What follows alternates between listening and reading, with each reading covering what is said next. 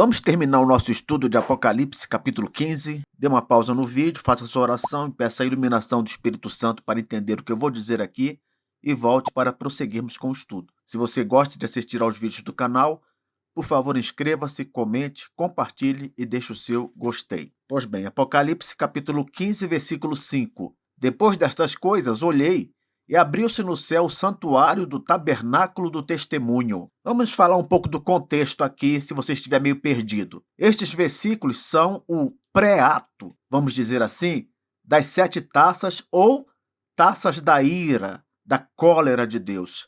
João vê o santuário celeste se abrir, os anjos receberem as taças e o templo encher-se de fumaça da glória de Deus. É um momento solene em que o juízo sai do próprio Senhor, tem a origem nele e vai seguir para o mundo. Antes, porém, de relatar o derramamento dessas taças durante toda a era da igreja, nós vimos, na aula passada, que houve uma espécie de pausa. Para quê? Para nos lembrar o destino final dos crentes, aqueles que, mesmo perseguidos e até mortos, algumas vezes, vão para o terceiro céu, o lugar onde estão Deus, os anjos e aqueles cristãos que já morreram fisicamente. Por que houve essa pausa? Para nos incentivar a jamais perder a esperança, mesmo em face da mais grave adversidade nesta vida. Toda vez que observarmos ao nosso redor a coisa pegando fogo, punição de Deus para tudo que é lado, e às vezes até mesmo nós sendo afetados por isso, lembremos-nos de que, ainda que morramos, a glória está garantida para aqueles que creem em Jesus como Salvador. Diz o versículo 5, aqui do capítulo 15, que abriu-se no céu o santuário do tabernáculo do testemunho. Essa visão, ela apresenta o tabernáculo do Êxodo, aquele tabernáculo portátil que o povo de Deus utilizava em suas peregrinações no deserto. Aqui uma imagem dele, se você ainda não viu, eis a oportunidade. Era simples assim, era um tabernáculo portátil, eles levavam em seus acampamentos. Toda vez que paravam, montavam. Toda vez que partiam, desmontavam. Era chamado tabernáculo do testemunho, porque nele ficavam guardadas as tábuas do testemunho, como eram designadas as tábuas de pedra, com os 10 mandamentos. Olha uma imagem aqui de Moisés com essas tábuas de pedra. Pois é, elas ficavam lá, no tabernáculo portátil. Testemunho é algo que prova a existência de outra coisa. Por exemplo, em um tribunal, uma pessoa pode comparecer para ser uma testemunha, para testemunhar, dar uma espécie de prova de algum fato, não é isso? As tábuas da lei são tábuas do testemunho porque eram a prova de que o próprio Deus deu sua lei ao seu povo. Compreende?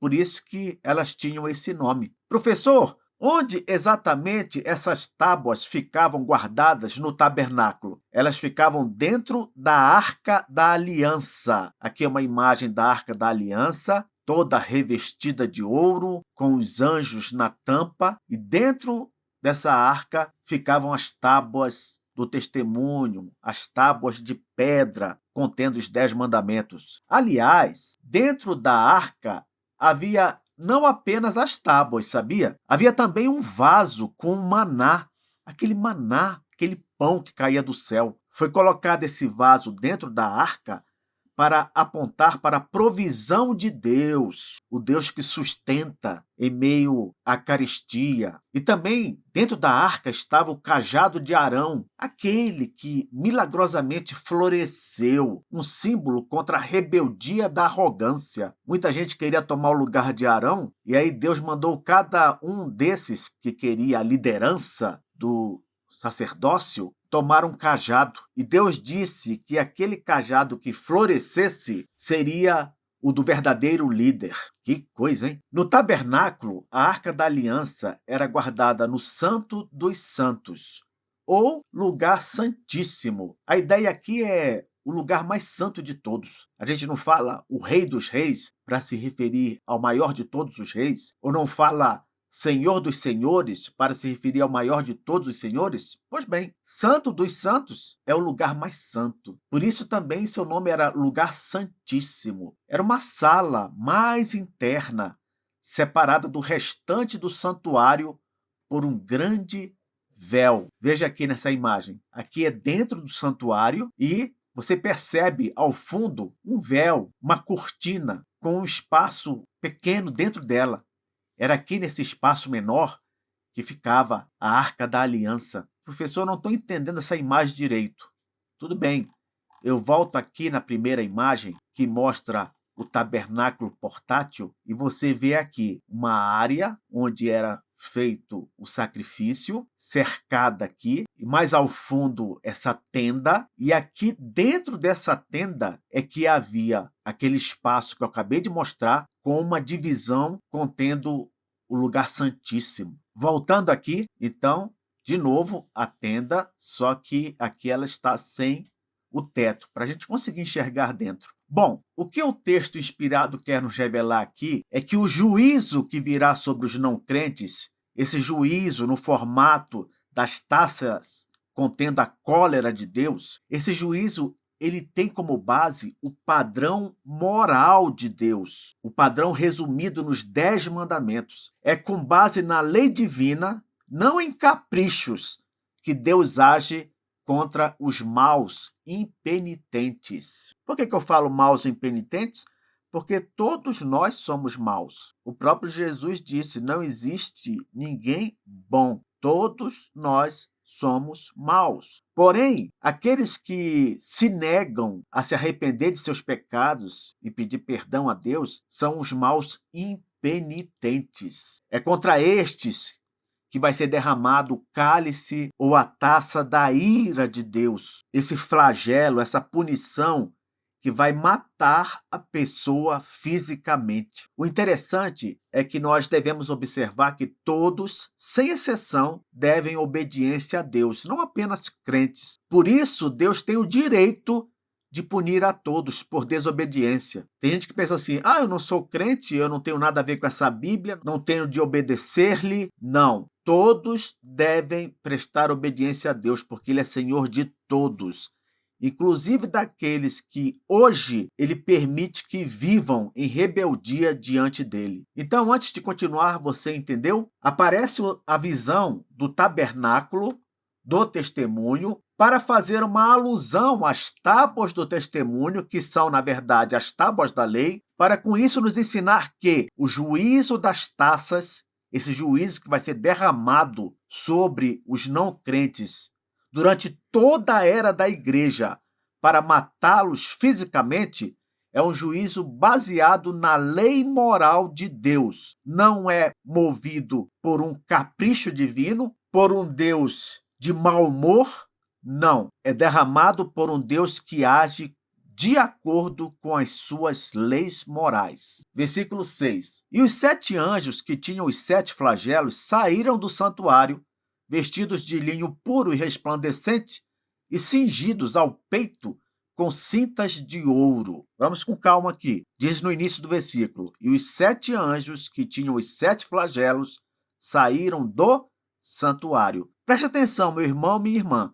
Toda vez que se menciona aqui no Apocalipse alguém saindo do santuário para fazer algo que Deus deseja, é porque esse alguém recebeu uma ordem do próprio Deus.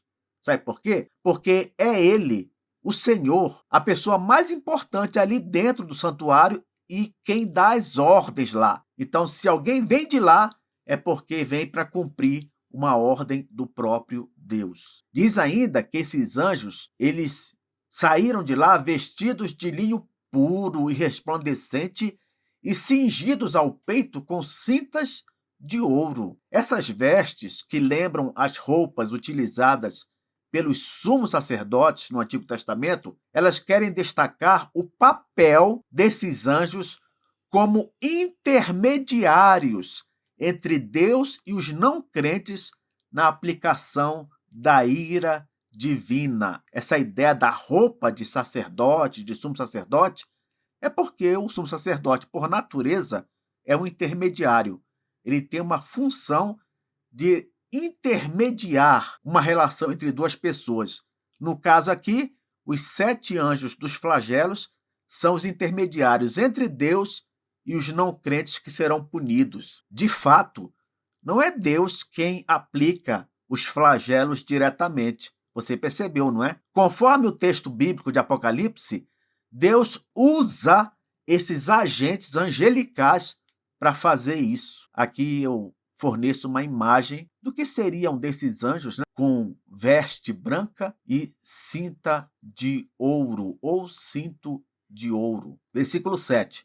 Então, um dos 4 seres viventes deu aos 7 anjos 7 taças de ouro, cheias da cólera de Deus, que vive pelos séculos dos séculos. Lembre-se de que esses 4 seres viventes que são citados aqui, no versículo 7, são aqueles anjos mais próximos do trono divino, lá no terceiro céu. Quando nós começamos a estudar Apocalipse, eu falei deles. Um desses 4 anjos importantes, com certeza também amando do próprio Deus, ele dá aos 7 anjos 7 taças de ouro. Detalhe, cheias da cólera de Deus. Aqui nós temos uma imagem das 7 taças, elas estão cheias da cólera ou da ira, da raiva de Deus, e é interessante o texto dizer que elas estão cheias, sabe por quê? Porque isso indica que ninguém deixará de ser servido, não faltará ira de Deus para ninguém. O versículo diz ainda: 7 taças de ouro, cheias da cólera de Deus, que vive pelos séculos dos séculos. A expressão bíblica significa que Deus é eterno. Resumindo, ele é aquele que vive pelos séculos dos séculos porque ele é eterno. O nosso Deus, não sei se você já se tocou quanto a isso, é o único ser eterno na verdade. Por quê?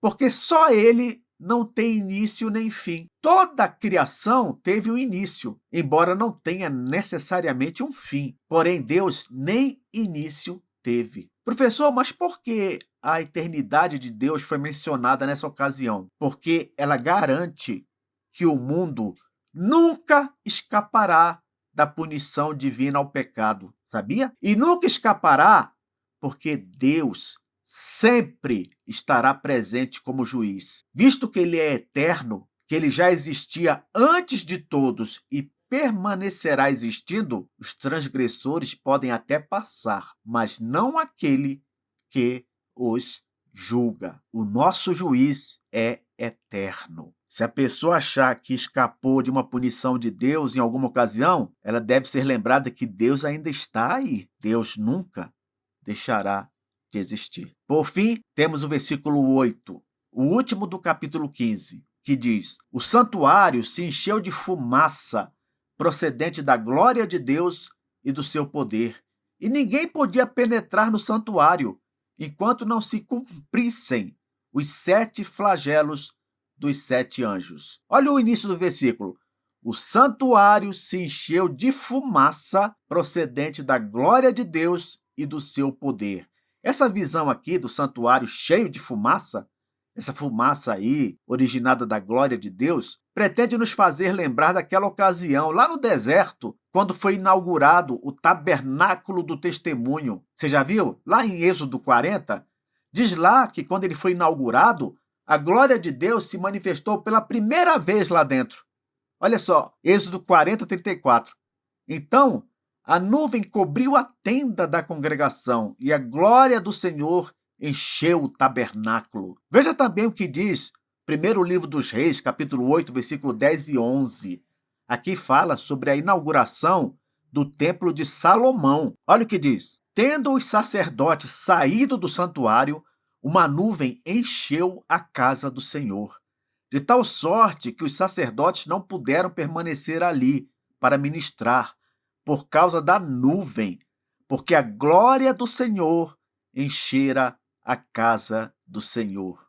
Que coisa linda, hein? Isso aconteceu lá em Êxodo 40 e aconteceu também do primeiro livro dos Reis, capítulo 8. Essa fumaça sobrenatural, meu irmão, minha irmã, citada aqui no versículo 8 de Apocalipse 15, ela ressalta a glória, isto é, a grandeza de Deus e o seu poder. E essa forma de manifestação quer destacá-lo como alguém que se deve temer, respeitar, pois ele é fogo consumidor contra os que praticam o pecado sem qualquer receio, mesmo que essa pessoa seja um crente, hein? Veja o que diz Êxodo 24:17. O aspecto da glória do Senhor era como um fogo consumidor no cimo do monte, aos olhos dos filhos de Israel. Veja também o que diz lá em Hebreus 12, versículos 25, 28 e 29.